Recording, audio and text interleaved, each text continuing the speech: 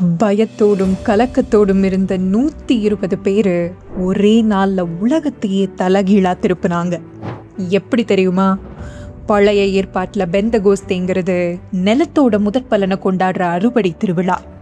ஆனா புதிய ஏற்பாட்டில் இது வெறும் தானிய அறுவடையா இல்லாம அழியும் ஆன்மாக்களின் அறுவடையா மாறுச்சு. அப்போஸ்தலர் 2ஆம் அதிகாரம் 1ஆம் வசனம் சொல்லுது, பெந்தகோஸ்தே என்னும் நாள் வந்த போது அவர்கள் எல்லாரும் ஒருமனப்பட்டு ஓரிடத்திலே வந்திருந்தார்கள். அங்க சண்டை, போட்டி, பாகுபாடு எதுவுமே இல்லை. அங்க ஐக்கியம் மட்டும்தான் இருந்துச்சு.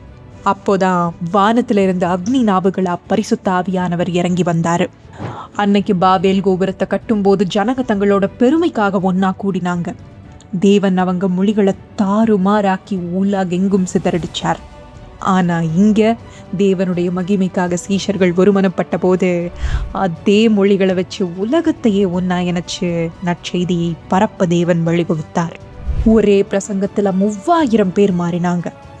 வரலாறே மாறிச்சு. திருச்சபையும் பிறந்துச்சு. இதுதான் சுவிசேஷத்தின் ரியல் பவர். செதறடிச்ச அதே மொழிகளை வச்சு தேசத்தையே திருப்பின அதே பரிசுத்த ஆவியின் அக்னி இன்னைக்கும் நம்ம சுவிசேஷ வல்லமையினால் அபிஷேகிக்கும். நாம எல்லாரும் இந்த ஒருமனப்பட்டு நிற்கும் போது தேசத்தில் ஒரு பிரம்மாண்ட அற்புதமான எழுப்புதல் உண்டாகும்.